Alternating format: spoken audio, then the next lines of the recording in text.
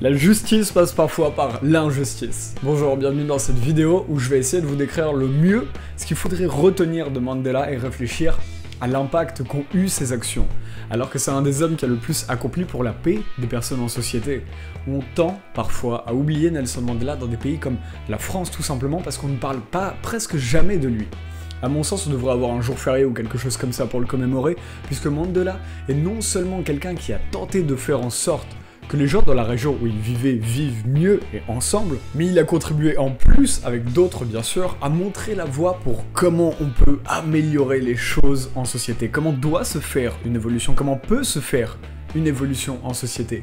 Je prends un exemple pour ça, historique. Avant le XXe siècle, la majeure partie des conflits entre les communautés des pays, entre les rois et leurs sujets, se réglaient de manière à ce que le roi ou le gouvernement des pays imposait leurs lois par la force sur le peuple. En France, on a plein d'exemples, comme ça au hasard, t'as Louis XIII, le père de Louis XIV, en 1628, qui avait affamé et quasiment tué toute la population de la ville de La Rochelle. Quand c'était plus les rois, c'était les gouvernements français du Second Empire, en 1871, qui avaient massacré les révolutionnaires de la Commune de Paris. Au XXe siècle, on a plusieurs grands succès de révolutionnaires pacifistes qui ont réussi à améliorer leurs conditions de vie, avec Mandela, Gandhi et Martin Luther King, entre autres. Pour l'Inde de Gandhi, c'est encore controversé, on en reviendra dans une autre vidéo. Nelson Mandela, lui, est né au début du XXe siècle, en 1918, donc il y a environ 100 ans au moment où je fais cette vidéo. Il est né à Mvezo, au sud-est de l'Afrique du Sud. Je passe rapidement ce qu'on connaît pour pouvoir faire une réflexion derrière. Vous savez déjà probablement qu'il était diplômé, avocat. Il défendait les noirs, mais c'était souvent des procès qui étaient biaisés, puisque un contentieux entre un blanc et un noir, à l'époque de l'apartheid, qui était le système politique qui séparait les blancs et les noirs, les procès tournaient forcément rapidement au profit des blancs. Quand il a rejoint l'ANC, Mandela, donc l'ANC c'est un des partis politiques qui s'oppose à l'apartheid et qui lutte avec vigueur dessus, qui défend les noirs. Donc quand Mandela rejoint l'apartheid, il écrit qu'à ce moment-là, il était pacifiste. Mais face au comportement des Blancs, année après année, il a développé cette idée qu'il fallait rentrer dans la confrontation physique. Surtout après le massacre de Cherrypoville, je sais pas comment on dit, en 1960, où les policiers ont ouvert le feu sur les civils. Certains membres de l'ANC décident de prendre les armes pour lutter contre l'apartheid. Dans ses lettres, Mandela explique, d'ailleurs je vous recommande son livre où on a ses lettres quand il est en prison, je vous recommande au moins 2 bibliographies, mais il y a des tas de lectures intéressantes sur Mandela, vous pouvez y aller. Dans ses lettres, Mandela explique qu'il s'est inspiré des luttes armées de l'époque, notamment la révolution algérienne, que nous on connaît bien en France, qui opposait les Algériens au gouvernement français dans les années 50.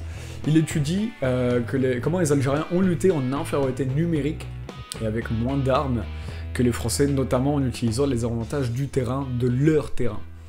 Mais quand il revient en Afrique du Sud, Mandela, la lutte armée ne se passe pas du tout aussi bien. Les leaders sont arrêtés après des attentats qu'ils auraient commis, et les Blancs jugent les membres de l'ANC comme Mandela de terroristes. C'est notamment un des éléments, on imagine, qui fera que sa réflexion va s'orienter vers que finalement, le feu n'engendre en fait que le feu. Les révolutions violentes, faut avoir l'idée que il y a deux trucs, soit elles dégagent complètement les autres, comme ça s'est passé à Cuba quand Castro et Che Guevara reviennent, soit on cohabite, comme en France et en Algérie, où mine de rien on peut témoigner qu'il y a encore beaucoup de tensions plus de 50 ans plus tard, et peut-être que si on avait fait les choses de manière pacifique comme Gandhi ou Mandela ou Luther King, peut-être qu'il y aurait moins de tensions, même s'il y a toujours des tensions par exemple en Amérique avec Luther King, donc la question est complexe mais on peut se poser la question. Mais Mandela en prison, c'est intéressant de lire ses lettres quand il est emprisonné à Robben Island, parce que quand il est emprisonné en 1964, il n'a pas encore 50 ans, il est plutôt jeune, 46 ans, et il commence à penser qu'il a échoué, que son impact est perdu et qu'au final, il aurait rien fait de sa vie.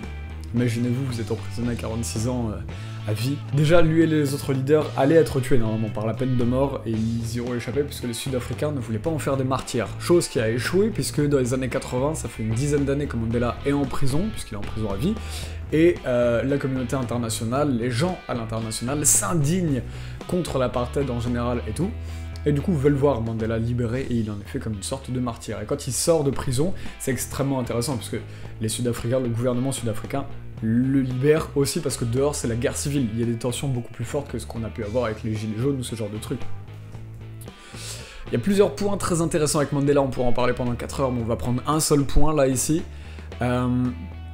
C'est que une manière contre-intuitive de penser qui est intéressante, c'est que Mandela a été en fait injuste avec les Noirs qu'il défendait. Quand on lit une certaine lecture, peut-être de dire que Mandela a été injuste. C'est pas de la provocation quand je dis ça, c'est que, en fait, pendant des dizaines d'années, les Noirs demandaient une chose à l'ANC, à Mandela et les leaders, c'était, alors qu'on sortait de siècles de domination des Blancs sur les Noirs, et de cruauté sur les Noirs, et surtout, encore plus de cruauté sur les révolutionnaires comme Mandela, ou même une de ses femmes, Winnie Mandela, qui avait subi des traitements insupportables pendant que son mari était emprisonné.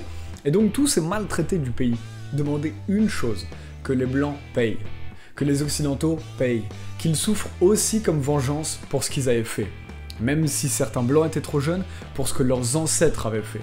Et Mandela est arrivé et a dit « Non, est-ce que vous me faites confiance ? Ce qui importe, la seule chose qui importe, c'est le futur. Et la vengeance, elle engendrerait quel futur ?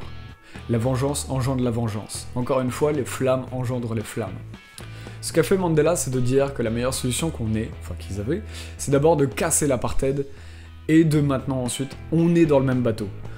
En un sens, on pardonne. Pardonner, c'est intéressant comme chemin. C'est le meilleur chemin parce que le pardon, c'est de dire « Ok, on a fait de la merde dans le passé, maintenant on veut plus en faire dans le futur. On veut essayer d'être meilleur. » Parfois, ça marche pas. On recommence à faire les mêmes erreurs. Mais au moins, on travaille vers un meilleur futur. Et je pense que c'est une bonne leçon à savoir aujourd'hui, et dont on parle, le fait qu'on n'en parle jamais, on peut pas évoluer sur notre manière de faire.